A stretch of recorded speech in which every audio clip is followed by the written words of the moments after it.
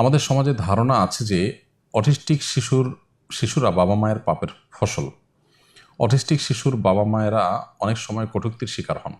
আসলেই কি অটিস্টিক শিশুরা বাবা মায়ের পাপের ফল? পরিবারে এবং সমাজে অটিস্টিক শিশুর মর্যাদা কেমন হওয়া উচিত, তাদের প্রতিপালন সম্পর্কে আপনার পরামর্শ কামনা করছি।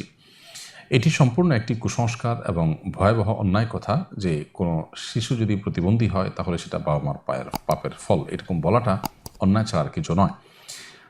মনে রাখা উচিত যে আল্লাহ তাআলা কারোর পাপের বোঝা আরেকজনের উপরে চাপিয়ে দেন না।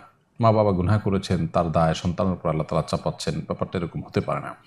দ্বিতীয়ত, এটি কোরআন এবং সুন্নাহর কোথাও এভাবে বলা হয়নি। এটি নিছকই লোকমুখে প্রচলিত একটি কথা এবং কুসংস্কারাচ্ছন্ন একটি বিশ্বাস। আল্লাহ রাব্বুল আলামিন যে বাচ্চাকে অটিস্টিক করেন, এটা বাবা মার জন্য যেমন পরীক্ষার বিষয়, আবার ওই বাচ্চার জন্য কোনো কোনো ক্ষেত্রে পরীক্ষার বিষয় হয় কোনো কোনো ক্ষেত্রে। অতএব আল্লাহ রাব্বুল আলামিন হাকিম, তার অনেক কাজের যে রহস্য সেটি আমরা হয়তো অনুধাবন করতে পারি না, কিন্তু রহস্যমুক্ত বা সুনির্দিষ্ট কোনো হেকমা থেকে তার কোনো কাজই কিন্তু শূন্য নয়, খালি নয়। বিদায় এই জায়গা থেকে আমাদের বিশ্বাস থাকবে যে এটা আল্লাহ তাআলা ফায়সালা, এর ভিতরে প্রভূত কল্যাণ, বিভিন্ন হেকমা, বিভিন্ন রহস্য রয়েছে যেটা আমরা হয়তো জানি না। কিন্তু বাবা মার পাপ করেছেন সেজন্য সন্তানকে আল্লাহ অটিস্টিক করেছেন, এটি মনে করার কোনো কারণ নেই। অনেক বাবা মা আছেন, তারা অনেক ভালো মানুষ, তাদের অটিস্টিক সন্তান হয়েছেন।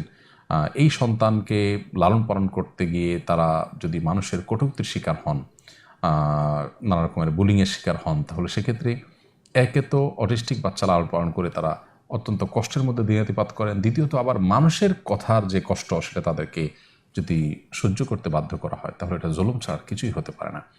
এই মূর্খতা সুলভ বিশ্বাস থেকে আমাদেরকে বেরিয়ে আসতে হবে।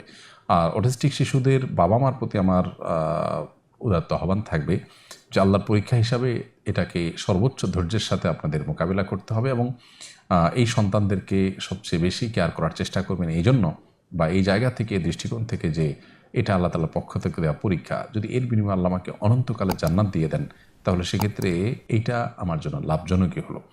সন্দেহাতীতভাবে বাহ্যিকভাবে এটি কষ্টের, কিন্তু সবরের বিনিময়ে আল্লাহ তাআলা কিন্তু হিসেব ছাড়া দেন। বিধায় আমাদের ধৈর্য ধারণ করতে হবে এবং আল্লাহ তাআলা ফয়সালাকে মেনে নিতে হবে। ধরুন, একজনকে আল্লাহ তাআলা সুস্থ স্বাভাবিক সন্তান দিয়েছেন, আপনার সন্তানের মতো অটিস্টিক দেননি। তিনি যদি এই সন্তানের সঠিক লালন পালন করতে না পারেন এবং এর দায়ে যদি তাকে জাহান্নামে যেতে হয়, তাহলে আপনি অটিস্টিক শিশু তার চাইতে অন্তত শিশুর বাবা হওয়াটা আপনার জন্য মন্দ নয়, বরং ভালো কিছু। অতএব আল্লাহ তাআলা ফয়সালাকে মেনে নিতে পারা এটা কঠিন একটা কাজ, আমরা অনেকে হয়তো বুঝে উঠতে পারি না, কিন্তু আমাদের সেই চেষ্টা থাকতে হবে যেন আমরা আল্লাহ তাআলা ফয়সালাকে মেনে নিই।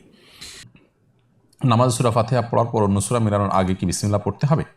হ্যাঁ, নামাজে সূরা ফাতিহা পড়ার পর যখন আমরা অন্য আরেকটি সূরা মিলাবো তখন আমরা বিসমিল্লাহির রহমানির রহিম পড়ে তারপর সূরা মিলাবো। তবে আউযু বিল্লাহ আর পড়ার দরকার নেই। শুরুতেই সূরা ফাতিহার শুরুতে অর্থাৎ সানাদ পড়ে সুবহানাকাল্লাহুম্মা পড়ে দোয়া ইস্তিফতাহ পড়ে তারপর সূরা ফাতিহা যখন আমরা পড়বো তখন আউযু বিল্লাহ বিসমিল্লাহ দুইটাই পড়বো।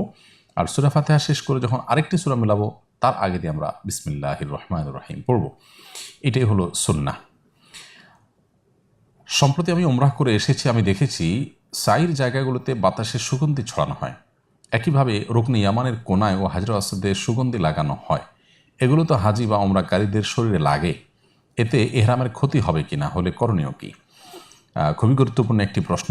এহরামরত অবস্থায় সুগন্ধির ব্যবহার করা নিষিদ্ধ আমরা জানি, তবে সাইর জায়গাগুলোতে যে স্প্রে করা হয়, সুগন্ধি ছড়ানো হয় উপরে, সেটা যদি আমাদের গায়ে এসে লাগে আমাদের ইচ্ছার বাইরে, হাজিদের এহরামের কাপড়ে বা শরীরে এসে লাগে, তাতে তাদের হজ বা উমরার কোনো ক্ষতি হবে না। তবে ইচ্ছাকৃতভাবে নাক দিয়ে যদি আপনার সুগন্ধি নেওয়া হয়, গ্রহণ করা হয়, তো সেটাও অনুচিত হবে। এমনিতে চলে আসলো সুগন্ধি, তাতে সমস্যা নেই, কারণ এটিতে হতেই পারে আমরা যেখানে চলবো, যে কোনো এনভায়রনমেন্টে যাব, অন্য কেউ আতর মাখতে পারে, তার সুগন্ধি আমার নাকে চলে আসতে পারে বা আমার সেই এনভায়রনমেন্টের মধ্যে আমার যাওয়া আসা হতে পারে, এটা নিষিদ্ধ নয়। নিজে ইচ্ছাকৃতভাবে ব্যবহার করাটা হলো নিষিদ্ধ।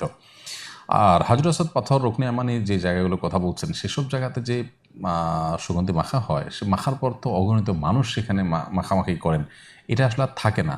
এরপরও যদি আপনি সেখানে চুম্বন করতে গিয়ে লেগে গেছে, এটা আপনি ইচ্ছাকৃত লাগাননি বা আপনার সুগন্ধিও লাগাইতে চাননি, আগের রেখে যাওয়া লাগানো সুগন্ধি হয়তো কিছুটা থেকে গেছে বা আপনি আঁচ করছেন, তো এটার কারণে আপনার হজ বা উমরার কোনো ক্ষতি হবে না, কারণ এগুলো কোনোটাই আপনি ইচ্ছাকৃত করছেন না, এটা আপনি জানছেনও না যে লেগে যাচ্ছে কিভাবে। সো এখানে আপনার হজ বা উমরা কোনো ক্ষতি হবে না ইনশাআল্লাহ তাআলা।